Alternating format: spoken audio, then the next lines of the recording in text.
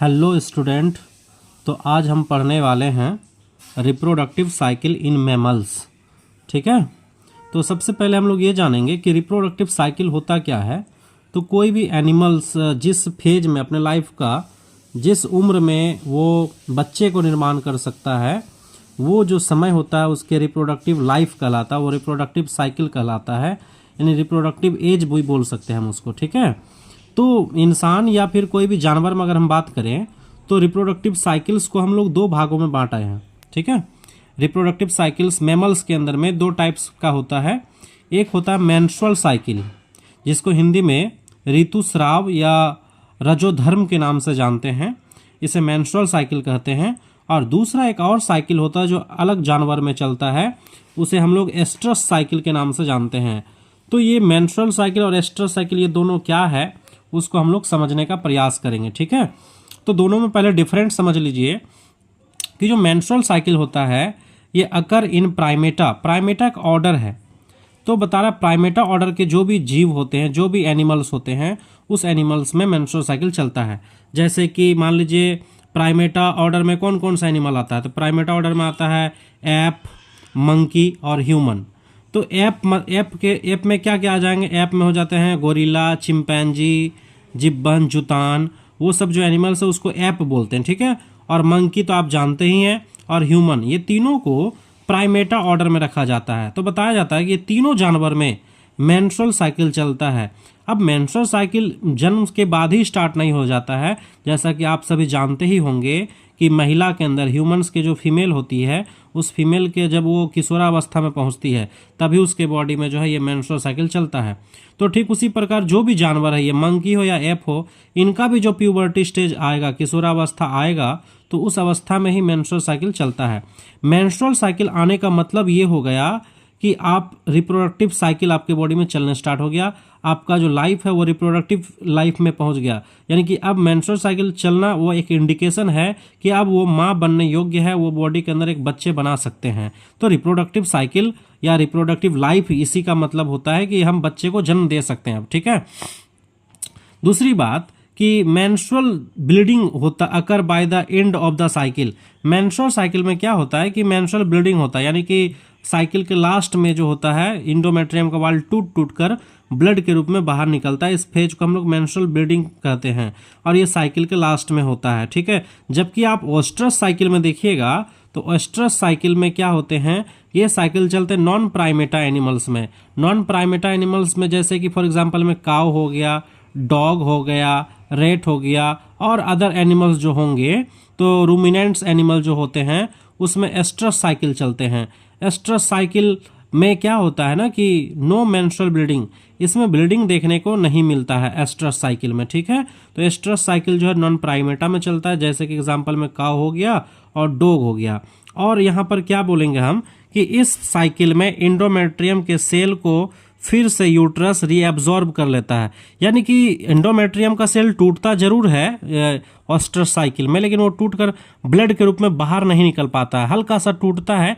तो उसको क्या करता है, एंडोमेट्रियम के जो यूट्राइन्स टिश्यू होते हैं वो उस टूटे हुए सेल को फिर से रीएब्जॉर्ब कर लेता है, जिसकी वजह से ब्लीडिंग नहीं दिखाई देता, यानी ब्लीडिंग फेज इसमें नहीं होता है। तो जो गाय हो गया, डॉग्स हो गया, इसमें जो मेंस्ट्रुअल ब्लीडिंग है वो नहीं हो पाता है, क्योंकि उसके जो गर्भाशय के अंदर जो टूटा हुआ सेल है उसको फिर से रीएब्जॉर्ब कर लिया था, बॉडी से बाहर निकलने नहीं दिया जाता है। ठीक है। तो और हम अगले पॉइंट्स में देखते हैं। अगर हम मेंस्ट्रुअल साइकिल का बात करें तो बता रहा है कि मेंस्ट्रुअल साइकिल में एंडोमेट्रियम का दीवार टूट टूट कर बाहर निकल जाता है, जबकि ओस्ट्रस साइकिल में एंडोमेट्रियम का दीवार टूट के बाहर नहीं निकल पाता है। दूसरा चीज, एक चीज और जानिएगा कि इस साइकिल में यानी मेंस्ट्रुअल साइकिल में ऐसा फेज नहीं आता है जिसमें क्या था, सेक्स अर्ज के लिए कोई स्पेशल फेज नहीं है। सेक्स अर्ज का मतलब ये हुआ कि बॉडी ऐसा कोई डिमांड नहीं करता है कि उस दिन जो है वो बॉडी कुछ एक्साइटमेंट नहीं नजर आता है बॉडी के अंदर में कि उनको मैटिंग करना ही है, कोपुलेशन करना ही है, इसी दिन करना है। बॉडी ऐसा कोई इंडिकेशन नहीं दिखाता है। जबकि ओस्ट्रस साइकिल में जो एनिमल्स होते हैं वो एनिमल्स क्या होते हैं कि उनके बॉडी में एक ऐसा दिन आता है, यानी साइकिल में वो जो उसके बॉडी के अंदर जो एस्ट्रस साइकिल चलते हैं, उस एस्ट्रस साइकिल में एक ऐसा दिन आता है जिस दिन वो क्या करता है, सेक्स के लिए बहुत ज़्यादा एक्साइटमेंट आता है उसके बॉडी में, यानी सेक्स अर्ज in peak, sorry on peak, यानी बहुत ज़्यादा पीक पॉइंट पे रहता है सेक्स ड्यूरिंग ओवुलेटरी फेज, यानी उसके बॉडी में जब ओवुलेशन होता है, जैसे गाय हो गया, डॉग हो गया, इनके बॉडी में जिस दिन ओवुलेशन होता है उस दिन जो है एक्चुअली में इन लोगों को स्पर्म की आवश्यकता होती है, यानी मेटिंग का बहुत ज़्यादा डिमांड होता है इनका बॉडी को, ठीक है। तो इसीलिए बता रहे हैं, जबकि ह्यूमंस में ऐसा कोई पॉइंट्स नहीं है कि जो बॉडी इंडिकेशन दे रहा है कुछ ओवुलेशन के दिन, या हालांकि ह्यूमन को तो पता भी नहीं चलता है कि किस दिन उसके बॉडी में ओवुलेशन हुआ है। जबकि अगर हम अदर एनिमल्स का बात करें, तो जैसे कि काऊ और डॉग्स का बात करें, तो ओवुलेशन के दिन बहुत ज़्यादा इनका बॉडी में हीट हो जाता है, हीट प्रोड्यूस होता है, इसलिए ओवुलेटरी फेज को हीट फेज के नाम से भी जान सकते हैं एस्ट्रस साइकिल में, ठीक है। दूसरा पॉइंट यहाँ पर हम ये बताएंगे कि जो मेंस्ट्रुअल साइकिल होते हैं, जो भी एनिमल में मेंस्ट्रुअल साइकिल चलता है, वो 12 महीना के किसी भी महीना में, किसी भी सीजन में बच्चे को जन्म दे सकता है, यानी कि उसको कंटिन्यूअस ब्रीडर कहते हैं हम लोग। कंटिन्यूअस ब्रीडर का मतलब हुआ कि जिसको जो बच्चे जन्म देने का कोई ऐसा डिफिनिट सीजन नहीं है या डिफिनिट टाइम नहीं है, वो कभी भी 12 महीना के अंदर में वो कभी भी किसी भी सीजन में बच्चे को जन्म दे सकता है, बच्चे निर्माण कर सकते हैं। जबकि ओस्ट्रस साइकिल ऐसा नहीं है। ओस्ट्रस साइकिल क्या होते हैं, एनिमल्स में सीजन में चलता है, हर महीना 12 महीना इनके बॉडी में वो साइकिल नहीं चलता है, सीजन में चलता है। इसीलिए हम ओस्ट्रस साइकिल के जो एनिमल्स में चलते हैं उसको सीजनल ब्रीडर के नाम से जानते हैं, यानी कि वो सीजन में ही बच्चे को जन्म देते हैं। आप देखोगे कि जो कुत्ता का बच्चा है, डॉग का जो पप्पी है, वो हमेशा ठंडे के दिन में ही जन्म लेता है बच्चा, क्योंकि डॉग के जो अंदर जो ओस्ट्रस साइकिल चलते हैं वो मतलब कि विंटर सीजन में ही चलता है, ठंडे के समय में ही चलता है। इसलिए ज़्यादातर कुत्ता का जो बच्चा होता है वो ठंडे के समय में होता है, तो इसीलिए हम इसको सीजनल ब्रीडर कहते हैं, सीजन में ही बच्चे को जन्म देता है, ठीक है। तो ये तो हो गया हमारा मेंस्ट्रुअल साइकिल और ओस्ट्रस साइकिल में थोड़ा सा डिफरेंट। अब अगर हम बात करें कि जो नॉन प्राइमेटा होते हैं, नॉन प्राइमेटा एनिमल्स जो होते हैं, नॉन प्राइमेटा एनिमल्स के अंदर जो ओस्ट्रस साइकिल चलते हैं, इसकी ओस्ट्रस साइकिल में 2 फेजेज होते हैं। जब इनके बॉडी में मान लीजिए ओस्ट्रस साइकिल नहीं चल रहा है एक प्रकार से, तो हम उसको बोलते हैं एन एस्ट्रस फेज, यानी इनके लाइफ का वो समय जिस टाइम पे इनके बॉडी में साइकिल नहीं चल रहा, रिप्रोडक्टिव साइकिल नहीं चलेगा, तब इसको बोलेंगे anestrus phase. Anestrus phase में क्या होगा, एन का मतलब एब्सेंट होता है, एस्ट्रस फेज का मतलब एस्ट्रस साइकिल।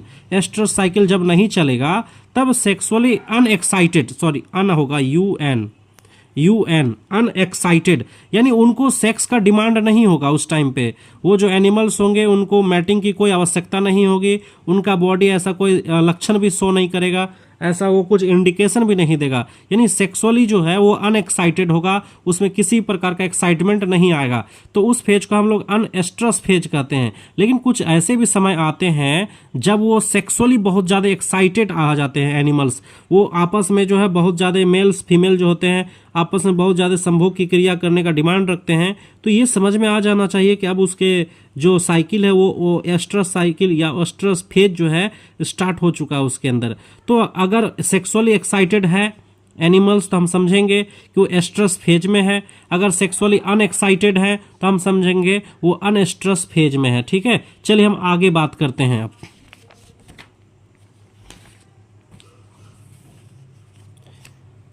कुछ टर्म है, वो टर्म को हम समझेंगे। मेंस्ट्रुअल साइकिल से जुड़ा हुआ कुछ टर्म है, जैसे कि लिखा हुआ मोनोएस्ट्रस। मोनोएस्ट्रस क्या होता है, लिखा हुआ 1 साइकिल इन ए ईयर। अगर किसी एनिमल्स में एक साल में केवल एक बार साइकिल चलता है, यानी 12 महीना में केवल एक ही सीजन या एक महीना में ही एक साइकिल चलता है 1 ईयर्स के अंदर, तब उसको बोलते हैं मोनोएस्ट्रस। मोनो का मतलब होता है 1, एस्ट्रस मतलब एस्ट्रस साइकिल, तो यानी कि एक साल में एक बार साइकिल चलेगा तो मोनोएस्ट्रस बोलेंगे। एग्जाम्पल होगा डॉग। दूसरा होता है पॉलीएस्ट्रस। पॉलीएस्ट्रस क्या है, more than 1 cycle in a year. अगर एक साल में एक से ज्यादा बार अगर साइकिल चलता है, रिप्रोडक्टिव साइकिल चलता है, तो उसको पॉलीएस्ट्रस बोलते हैं। एग्जाम्पल होगा कैट, काउ, यानी कैट और काउ जो है इसमें एक से ज्यादा बार भी ओस्ट्रस साइकिल चल सकता है साल में, ठीक है, इसीलिए हम इसको बोलते हैं पॉलीएस्ट्रस। अब अगला चीज है कि कुछ सम इम्पोर्टेंट टर्म्स, कुछ टर्म्स है जैसे कि फॉर एग्जांपल पे मिनार्च क्या होते हैं। जब आप जानते हैं कि जब भी कोई फीमेल के अंदर में या कोई भी एनिमल्स के अंदर में पहली बार जब मेंस्ट्रुअल साइकिल स्टार्ट होता है, पहली बार जो धर्म स्टार्ट होता है उसको मिनार्च कहते हैं। जब वो किशोरावस्था में पहुंचता है तो पहली बार मेंस्ट्रुअल साइकिल स्टार्ट जब होगा तब उस वर्ड को हम क्या कहते हैं, मिनार्च। जब फीमेल प्यूबर्टी स्टेज का मतलब होता है किशोरावस्था, जब किशोरावस्था में पहुंच जाती है तो उसमें एमसी का मतलब मेंस्ट्रुअल साइकिल स्टार्ट हो जाता है, इसे मिनार्च कहते हैं। और ये जो स्टार्ट होता है ह्यूमन में, फीमेल में जो लगभग 11 से 13 साल के एज में जो है मेंस्ट्रुअल साइकिल की शुरुआत हो जाती है। ठीक है, एक चीज़ और पढ़ेंगे हम लोग, एमिनोरिया। एमिनोरिया क्या होता है कि अब्सेंस ऑफ मेंस्ट्रुअल साइकिल। अगर मान लीजिए किसी महिला के अंदर में मेंस्ट्रुअल साइकिल बंद है, स्टॉप हो चुका है, तब उसको हम लोग बोलते हैं एमिनोरिया। अब स्टॉप दो वजह से हो सकता है। मेंस्ट्रुअल साइकिल किसी महिला के अंदर में बंद जो है वो दो वजह से हो सकता है। पहला वजह होगा प्राइमरी एमिनोरिया। प्राइमरी एमिनोरिया क्या है और सेकेंडरी एमिनोरिया क्या, ये दोनों को समझेंगे। प्राइमरी एमिनोरिया का मतलब ये हुआ कि प्यूबर्टी स्टेज आ जाने के बाद भी अगर मेंस्ट्रुअल साइकिल ना हो तो इसे प्राइमरी एमिनोरिया कहते हैं। जैसा कि यहाँ पर लिखा हुआ आप समझ रहे होंगे कि जो किसी लड़की में, किसी फीमेल में क्या होता है कि वो प्यूबर्टी स्टेज में आ जाती है, 11 साल से 12, 12 से 13, 13 से 14, 15, 16 साल की हो गई है, उसके बावजूद भी उसके बॉडी के अंदर में मेंस्ट्रुअल साइकिल अगर स्टार्ट नहीं हुआ है, यानी बंद है, मेंस्ट्रुअल साइकिल शुरू से ही बंद है, तब उसको बोलेंगे प्राइमरी एमिनोरिया। एमिनोरिया का मतलब हो गया मेंस्ट्रुअल साइकिल बंद होना, शुरुआत से ही बंद है इसलिए प्राइमरी एमिनोरिया। तो यानी शुरुआत से ही प्यूबर्टी स्टेज आने के बाद भी अगर मेंस्ट्रुअल साइकिल स्टार्ट नहीं हुआ है तब उसे क्या कहेंगे, प्राइमरी एमिनोरिया कहते हैं। ठीक है, और दूसरा होता है सेकेंडरी एमिनोरिया। सेकेंडरी एमिनोरिया क्या है कि फर्टिलाइजेशन के बाद, यानी कि जब स्पर्म और ओवम का मिलन हो चुका है फीमेल के बॉडी के अंदर में, तो फर्टिलाइजेशन के बाद फीमेल में मेंस्ट्रुअल साइकिल स्टॉप हो जाता है, इसे सेकेंडरी एमिनोरिया कहते हैं। क्योंकि आप जानते ही होंगे जैसे कोई फीमेल गर्भवती हो जाती है तो उसके बॉडी में बच्चे बनने का प्रोसेस स्टार्ट हो जाता है। तो बच्चा जितना दिन तक माँ के गर्भ में रहता है, मान लीजिए कितना दिन तक, 9 महीना तक रहता है, तो 9 महीना जो है फीमेल का जो मेंस्ट्रुअल साइकिल है वो बंद हो जाता है। और सिर्फ 9 महीना नहीं बल्कि 9 महीना के बाद जो बच्चा जन्म लेता है, जन्म के लगभग 6 महीना तक भी मेंस्ट्रुअल साइकिल बंद रहता है। तो 9 और 6 कितना हो गया, लगभग 15 महीना तक। एक बार अगर कोई फीमेल गर्भवती प्रेग्नेंस में चली जाती है तो लगभग 15 महीने तक उसके बॉडी में मेंस्ट्रुअल साइकिल स्टॉप हो जाता है, इसे हम लोग बोलते हैं सेकेंडरी एमिनोरिया। तो आप समझ चुके होंगे सेकेंडरी एमिनोरिया क्या होता है। तो ये सेकेंडरी एमिनोरिया लगभग हर फीमेल में होती है, यानी कि जो भी फीमेल प्रेग्नेंट अवस्था में जाती है तो उसके बॉडी में लगभग 15 महीना के लिए मेंस्ट्रुअल साइकिल बंद हो जाता है, जिसे हम लोग किस नाम से जानते हैं, सेकेंडरी एमिनोरिया के नाम से जानते हैं। ठीक है, अब ये जो सेकेंडरी एमिनोरिया है ये भी 2 स्टेप में होता है। तो पहला जो रुकेगा, यानी कि जब बच्चा गर्भ के अंदर रहेगा तब उसको बोलेंगे प्रेगनेंसी एमिनोरिया। प्रेगनेंसी एमिनोरिया का मतलब हुआ कि 9 महीना के अंदर मेंस्ट्रुअल साइकिल स्टॉप हो जाएगा। जब 9 महीना मेंस्ट्रुअल साइकिल स्टॉप है, यानी बच्चा जब माँ के गर्भ के अंदर है, तब उस टाइम में बोलेंगे प्रेगनेंसी एमिनोरिया, यानी कि प्रेगनेंसी के टाइम पे जब मेंस्ट्रुअल साइकिल बंद रहेगा तो प्रेगनेंसी एमिनोरिया।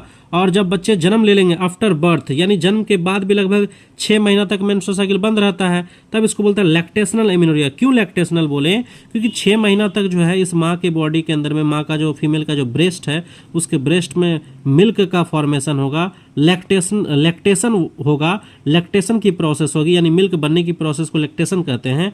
इसलिए जो है उस दरमियान जो है मेंस्ट्रुअल साइकिल बंद रहता है तो लैक्टेशनल एमिनोरिया कहलाता है। ठीक है, तो ये दोनों 9 और 6 15 महीना जो है मेंस्ट्रुअल साइकिल बंद रहता है।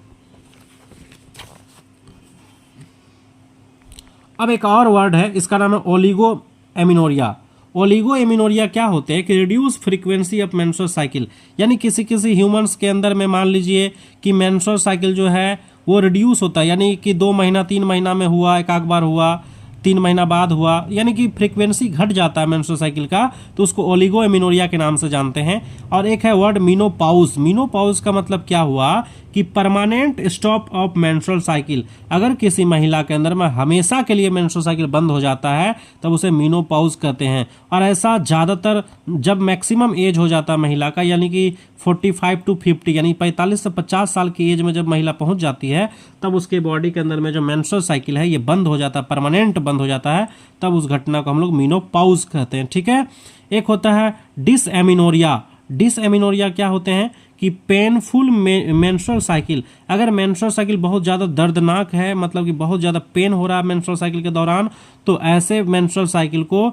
डिसएमिनोरिया के नाम से जाना जाता है। तो आई होप मेरी बातों को आप समझ रहे होंगे और ये सारे चीज़ों को ध्यान से देखिए। अगर एक बार नहीं समझ में आ रहा तो वीडियो को पीछे करके भी आप देख सकते हैं, लेकिन हमको जहाँ तक लग रहा है कि आप लोग समझ पा रहे होंगे। ठीक है, तो अब हम लोग आगे बात करते हैं कि जो मेंस्ट्रुअल साइकिल है महिला के बॉडी के अंदर, स्पेशली हम फीमेल का बात करेंगे, ह्यूमन बींग्स का बात करेंगे, तो ह्यूमन बींग्स के अंदर जो मेंस्ट्रुअल साइकिल होता है, तो मेंस्ट्रुअल साइकिल में एक्चुअली में 2 ऑर्गन्स इन्वॉल्व होते हैं महिला के बॉडी के अंदर में, मेनली 2 ऑर्गन्स इन्वॉल्व होते हैं।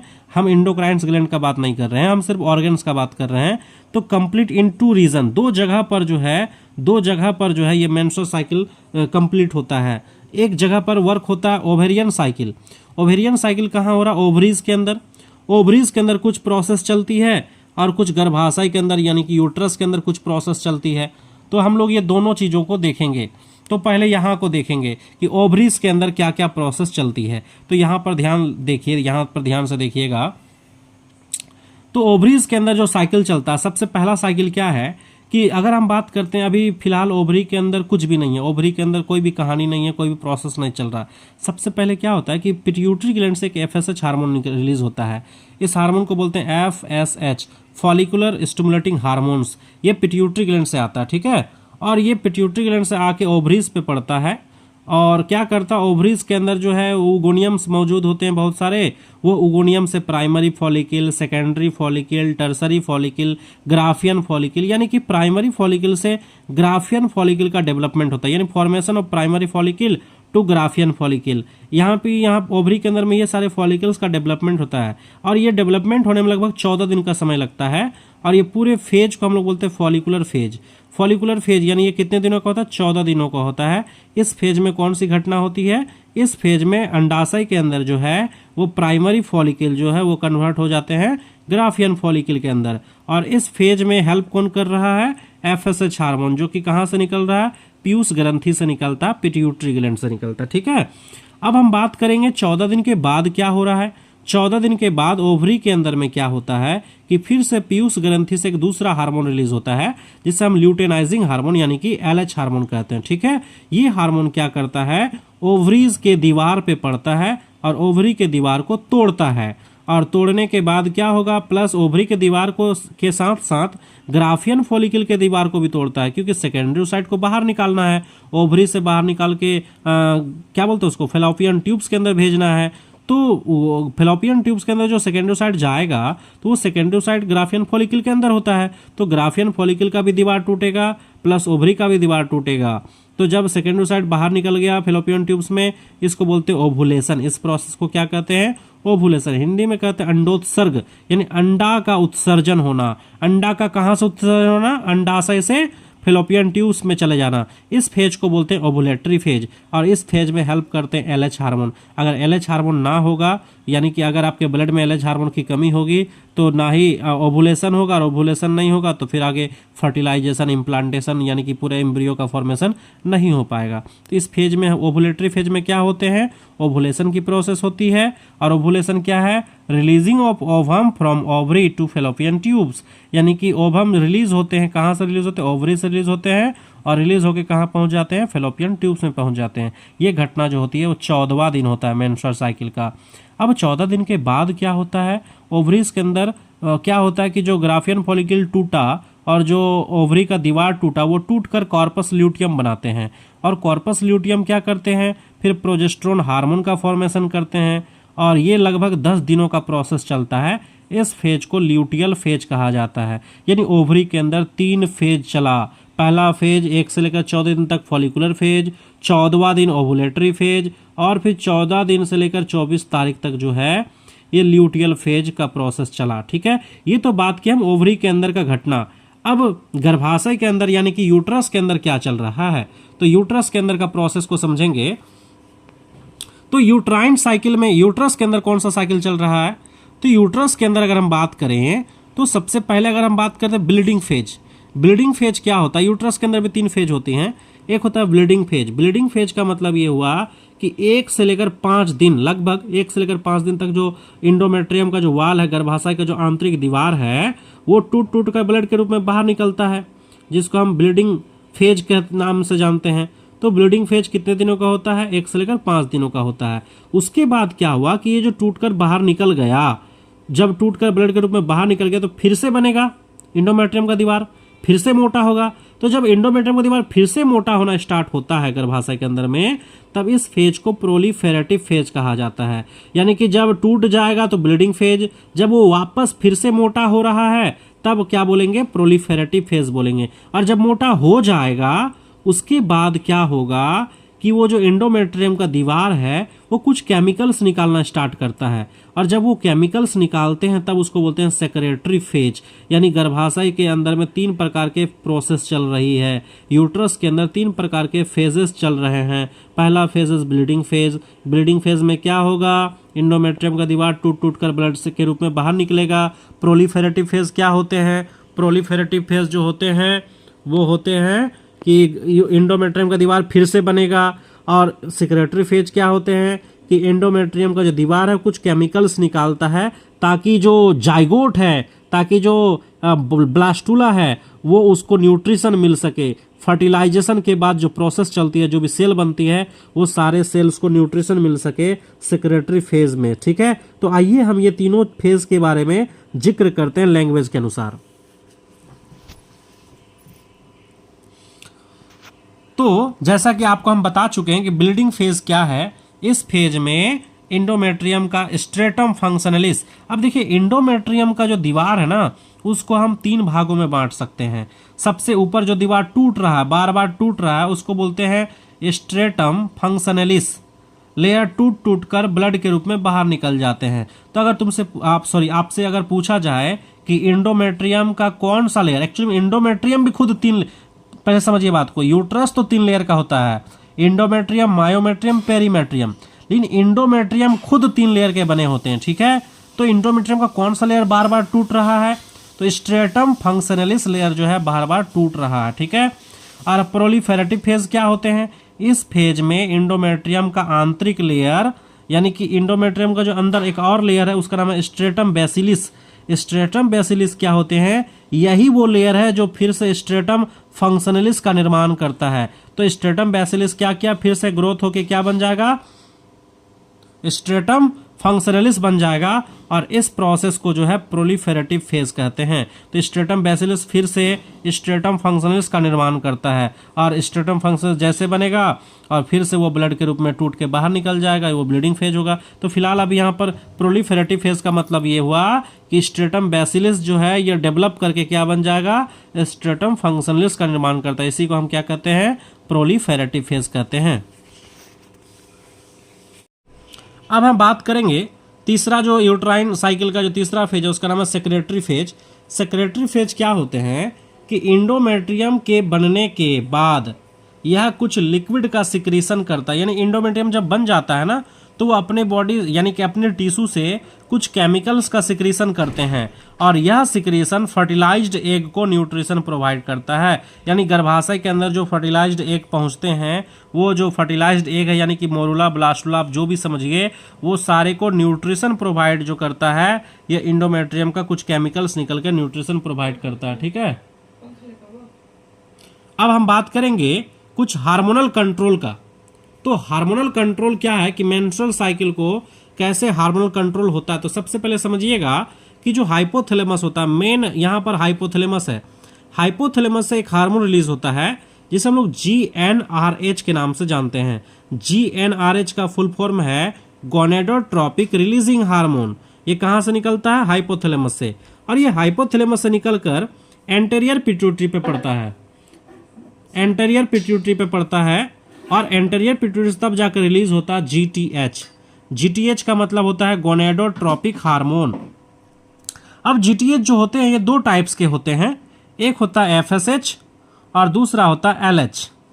अब FSH का फंक्शन जानेंगे और फिर LH का फंक्शन जानेंगे कि मेंस्ट्रुअल साइकिल में FSH का और LH का क्या रोल है। ठीक है, तो सबसे पहले आप जानते ही होंगे कि FSH हार्मोन जो है एंटेरियर पिट्यूटरी से निकल कर जो है ये पड़ता है ओवरी पे। कहाँ पर पड़ता है? ओवरी पे पड़ता है। और एफएसएच का फुल फॉर्म क्या है? Follicle stimulating hormones. ये कहाँ पे एक्ट करते हैं? Act on ovary. ओवरी पे जैसे ये पड़ता है तो ओवरी के अंदर formation of ovarian follicles, ovary के अंदर बहुत सारे फॉलिकल्स का डेवलपमेंट हो जाता है, यानी ग्राफियन फॉलिकल्स वगैरह वगैरह सब बनने लगता है। इसी दरमियान क्या होता है कि वो सारे फॉलिकल्स से एक हार्मोन रिलीज होते हैं। उस हार्मोन को एस्ट्रोजन हार्मोन के नाम से जानते हैं, जो कि 14th डेज तक ये हार्मोन रिलीज होते हैं। और ये रिलीज होकर ये चले जाते हैं यूट्रस के पास, और यूट्रस का जो एंडोमेट्रियम वाल है उसको क्या करता है? ये थिक करता है, मोटा करता है। तो ये था हमारे एफएसएच का रोल। एफएसएच जो है ग्राफियन फॉलिकल्स का डेवलपमेंट करवाता है, यानी कि फॉलिकल्स का डेवलपमेंट करवाता है। और उस फॉलिकल से कौन से हार्मोन का रिलीज करवाता है? एस्ट्रोजन हार्मोन का रिलीज करवाता है। और ये एस्ट्रोजन हार्मोन कहाँ पहुँचते हैं? एंडोमेट्रियम वाल पे पहुँचता है, उसको क्या करते हैं? मोटा करते हैं। अगर हम बात करें एलएच हार्मोन का, एलएच हार्मोन का क्या रोल है? तो एलएच हार्मोन का नाम है ल्यूटेनाइजिंग हार्मोन, जो ये एक्ट करते हैं ग्राफियन फॉलिकल्स पे और ओवरी के वाल पे। ग्राफियन फॉलिकल और ओवरी के वाल को तोड़ देगा, ब्रेक करेगा, और ब्रेक करके जो है क्या रिलीज करवा देगा? ओवम को रिलीज करवा देगा। और जैसे ओवम रिलीज होगा, इस प्रोसेस का नाम क्या है? ओवुलेशन। और जैसे ओवम रिलीज होगा, यानी ओवुलेशन जैसे हो गया, तो ओवरीज के अंदर में जो है कॉर्पस ल्यूटियम का फॉर्मेशन हो जाएगा। ओवरी के अंदर पे कॉर्नर पे कॉर्पस ल्यूटियम बन जाएंगे, और इसी कॉर्पस ल्यूटियम से फिर एक हार्मोन रिलीज होने लग जाएगा, जिसका नाम है प्रोजेस्टेरोन हार्मोन। इसे प्रेगनेंसी हार्मोन के नाम से भी जाना जाता है। और अगर ये हार्मोन्स तो बेसिकली 10 दिन तक निकलता है। कितने दिन तक निकलेगा? 10 दिन तक। और अगर मान लीजिए कि फर्टिलाइजेशन नहीं होता है फीमेल के बॉडी के अंदर में, तो 10 दिन के बाद ये हार्मोन्स निकलना बंद हो जाएगा, प्रोजेस्टेरोन हार्मोन निकलना बंद हो जाएगा 10 दिन के बाद। और अगर मान लीजिए कि स्पर्म ओवम का मिलन हो चुका है, फर्टिलाइजेशन हो चुका है, इम्प्लांटेशन हो चुका है, यानी प्रेगनेंसी ठहर गया है, तो ये जो कॉर्पस ल्यूटियम है ये कंटिन्यू प्रोजेस्टेरोन हार्मोन बनाना लगता है। ये कंटिन्यू बनाते हैं, ये बनाना बंद नहीं करता, ब्रेक नहीं करता है। ठीक है। तो क्या होता है कि जब अगर मान लीजिए फर्टिलाइजेशन नहीं हुआ, निषेचन नहीं हुआ, तो 10 दिन के बाद ये हार्मोन्स बनना क्या हो जाएगा? बंद हो जाएगा। और जब ये बंद हो जाएगा तो यूट्रस का वो जो वाल है, जो बढ़ा हुआ मोटा वाल है, मोटा दीवार है, वो ब्रेक डाउन होना स्टार्ट होगा, टूट जाएगा। ब्रेकिंग ऑफ इंडोमेट्रियम वाल, इसके लेस से अगर ये मतलब बंद स्टॉप हो जाएगा, अगर मान लीजिए कि प्रोजेस्टेरोन हार्मोन। तो फाइनली अब हम लोग लास्ट में एक चीज़ और पढ़ लेंगे कि जो मेंस्ट्रुअल साइकिल है ये कंप्लीट इन 3 स्टेज, यानी मेंस्ट्रुअल साइकिल जो है वो 3 स्टेज में कंप्लीट होता है। ठीक है। सबसे पहला जो स्टेज है उसे ब्लीडिंग फेज कहते हैं, दूसरा प्रोलिफेरेटिव फेज, और तीसरा सेक्रेटरी फेज के नाम से भी जानते हैं। ठीक है। ब्लीडिंग फेज को मेंस्ट्रुअल फेज के भी नाम से जाना जाता है। तो मान लीजिए एक साइकिल है, ये मेंस्ट्रुअल साइकिल है। ठीक है। मान लीजिए 28 दिन का मेंस्ट्रुअल साइकिल होता है। तो इस 28 दिन में मान लीजिए कि सबसे पहला 1 से लेकर 4 दिन जो है वो ब्लीडिंग होता है महिला के अंदर में, जिसको ब्लीडिंग फेज के नाम से जानते हैं। फिर वो 4 दिन के बाद क्या होता है कि उसके अंडाशय के अंदर से फिर से नया अंडाणु बनना स्टार्ट हो जाता है, यानी 14 दिन तक फिर वो अंडाणु बनने का प्रोसेस चलता है। तो यानी कि प्राइमरी फॉलिकल से ग्राफियन फॉलिकल तक का बनने का जो सफ़र है, ये फेज को बोलते हैं प्रोलिफेरेटिव फेज बोलते हैं। इसमें लगभग 14 दिन का समय लगता है। ठीक है। इसमें क्या हो जाता है? ग्राफियन फॉलिकल डेवलप हो जाते हैं, और ग्राफियन फॉलिकल जब डेवलप होता है तो इसी से एक हार्मोन निकलता है, एस्ट्रोजन हार्मोन। क्या निकलता है? Estrogen hormone. और ये एस्ट्रोजन हार्मोन इंडोमेट्रियम की दीवार को क्या करता है? जाके मोटा करता है। ठीक है। ये 14 दिन का फेज है। उसके बाद क्या होता है कि फिर एक दिन क्या होता है? ओवुलेशन हो जाता है। ओवुलेशन के बाद अंडाशय के अंदर में क्या बन जाते हैं बताइए? कॉर्पस ल्यूटियम बनता है, और कॉर्पस ल्यूटियम का डेवलपमेंट होता है। और कॉर्पस ल्यूटियम कौन सा हार्मोन बना देता है? प्रोजेस्टेरोन हार्मोन बनाता है। और ये प्रोजेस्टेरोन हार्मोन कितने दिन तक बनता है? 10 दिन तक। तो यानी इस फेज को बोलते हैं सेक्रेटरी फेज। तो यहाँ हो गया ना 14, 10, 24 और 4, 28, यानी 28 दिन का पूरा मेंस्ट्रुअल साइकिल है हमारा, जिसमें 4 दिन लगभग ब्लीडिंग फेज कहलाता है, 14 दिन लगभग प्रोलिफेरेटिव फेज कहलाता है, और 10 दिन जो हमारे प्रोजेस्टेरोन हार्मोन बनते हैं इसे सेक्रेटरी फेज के नाम से जानते हैं। ठीक है।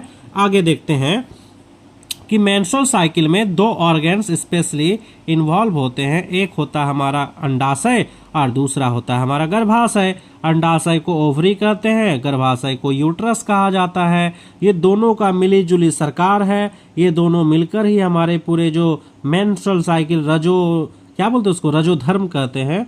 तो रजोधर्म को ये दोनों मिलकर जो है संपन्न करते हैं। हम आगे बात करते हैं कि मेंस्ट्रुअल साइकिल को लैंग्वेज में लिखा गया है, हिंदी, प्योर हिंदी जिसको बोलते हैं, वो प्योर हिंदी में समझाया गया है। आप ध्यानपूर्वक एक कहानी की तरह सुनिएगा ना तो मज़ा आएगा, एक कहानी की तरह समझिए इसको, आपको आसान भाषा में हम समझाने का कोशिश किए हैं।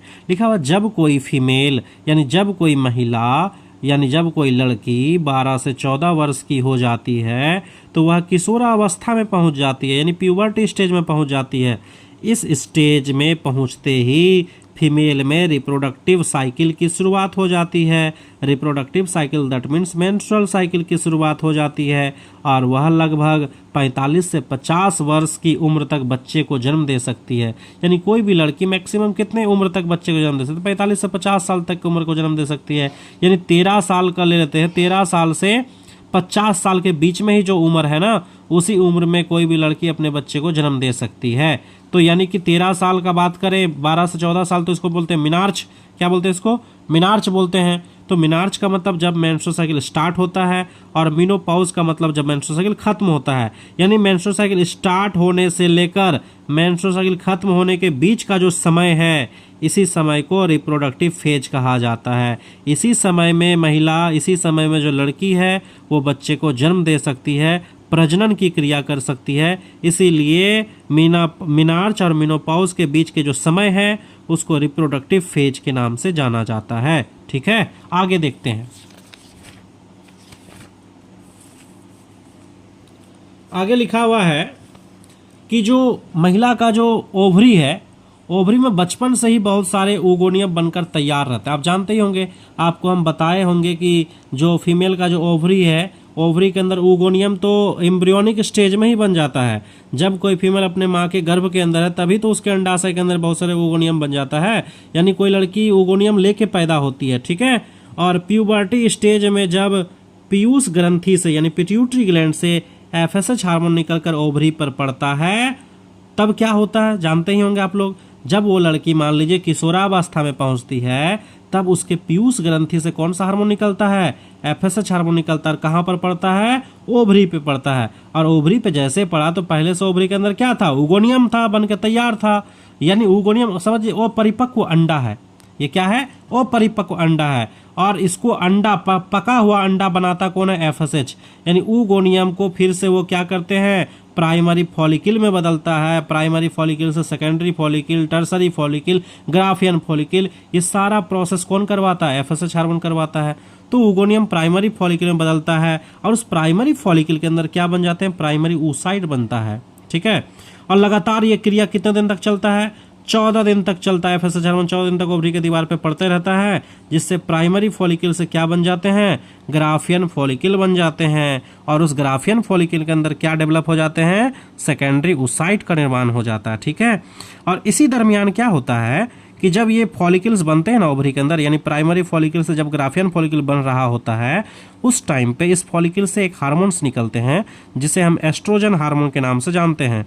ये एस्ट्रोजन हार्मोन निकल कर कहाँ पहुँच जाता है? गर्भाशय के दीवार पे पहुँच जाता है। और गर्भाशय के दीवार का जो इंडोमेट्रियम दीवार है उसको क्या करता है? मोटा करते रहता है। और 14 दिन तक ये क्या करता है? मोटा कर देता है। अब आगे हम बात करते हैं 14वां दिन में क्या करता है? फिर से पीयूष ग्रंथि से एक हार्मोन निकलता है जिसका नाम क्या है? LH hormones. और ये पीयूष ग्रंथि से निकलकर ओवरी के दीवार पे पड़ता है, साथ ही साथ ग्राफियन फॉलिकल के दीवार पे भी पड़ता है, जिससे ग्राफियन फॉलिकल को भी तोड़ देता है और ओवरी के दीवार को भी क्या कर देता है? रप्चर्ड मतलब तोड़ देता है, जिससे क्या होते हैं? सेकेंडरी oocyte को रास्ता मिल जाता है और ये ओवरी से बाहर निकलकर कहाँ पहुँच जाते हैं? फेलोपियन ट्यूब्स में पहुँच जाते हैं, जिस प्रोसेस को हम लोग क्या कहते हैं? ओवुलेशन कहते हैं। तो अगर एक सवाल है आपसे, बताइए कमेंट्स में, आप बताइएगा, जो भी हमारे वीडियो को देख रहे हैं आप कमेंट्स में बताइएगा कि ओवुलेशन में कौन से हार्मोन्स का योगदान है, कौन से हार्मोन के मदद से ओवुलेशन की प्रोसेस होती है। ठीक है, ये हमारा सवाल है, आंसर आप कमेंट्स बॉक्स में दीजिएगा। चलिए आगे हम बढ़ते हैं। आगे है कि ओवरी का, अब ओवरी से जब सेकेंडरी oocyte बाहर निकल गया तो ओवरी के अंदर कुछ सेल या ग्राफियन फॉलिकल का जो सेल, टूटा हुआ सेल है, वो जमा हो जाता है। तो ओवरी का टूटा हुआ दीवार और ग्राफियन फॉलिकल का जो टूटा हुआ सेल है वो जमा होकर कॉर्पस ल्यूटियम बन जाता है। क्या बन जाता है? कॉर्पस ल्यूटियम बन जाता है। अब कॉर्पस ल्यूटियम को ना हम एक नाम लिखा है temporary endocrine tissue. Temporary endocrine tissue क्यों बोले? कि कुछ दिन के लिए एक इंडोक्राइन ग्लैंड की तरह काम करता है। हम इंडोक्राइन ग्लैंड क्यों बोले? क्योंकि इंडोक्राइन ग्लैंड का क्या काम है आप जानते ही होंगे। इंडोक्राइन ग्लैंड्स हार्मोन बनाते हैं, तो कॉर्पस ल्यूटियम भी तो हार्मोन बनाएगा भी।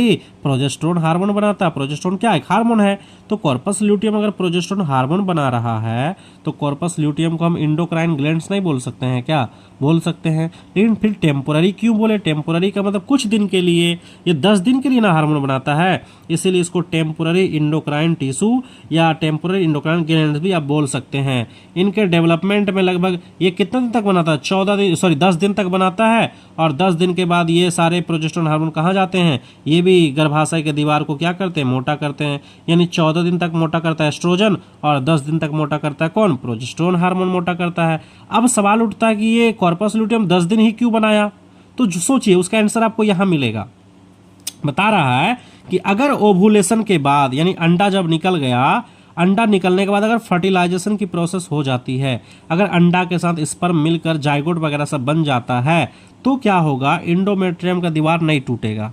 बोलोगे सर क्यों नहीं टूटेगा? क्योंकि जिसके वजह से ब्लीडिंग भी नहीं होगा, दीवार नहीं टूटेगा तो मेंस्ट्रुअल साइकिल भी नहीं होगा। अतः फर्टिलाइजेशन के बाद मेंस्ट्रुअल साइकिल बंद हो जाता है। यानी अगर एक बार किसी महिला में निषेचन हो गया तो उस टाइम से उसके बॉडी में जो मेंस्ट्रुअल साइकिल है क्या हो जाता है? बंद हो जाता है ना। और अगर बोल रहा, अगर मान लीजिए अगर ओवुलेशन के बाद फर्टिलाइजेशन की प्रोसेस नहीं होती है, अंडा निकला लेकिन स्पर्म के साथ नहीं मिला, तो प्रोजेस्टेरोन हार्मोन भी 10 दिन के बाद निकलना बंद हो जाएगा। और जब प्रोजेस्टेरोन हार्मोन निकलना बंद हो जाएगा तो इंडोमेट्रियम का जो दीवार मोटा था वो टूट टूट कर ब्लड के रूप में 4 से 5 दिनों के अंदर साफ कर देगा। ऑटोमेटिक वो साफ हो जाएगा, क्लीन हो जाएगा। इस प्रकार से जो है हमारा मेंस्ट्रुअल साइकिल जो है कंप्लीट होता है। वीडियो अगर आपको पसंद आ रहा है तो लाइक कीजिए, शेयर कीजिए, कम से कम एटलीस्ट शेयर कीजिए। और अगर आप हमारे चैनल में नए हैं तो ज़रूर सब्सक्राइब करें। धन्यवाद।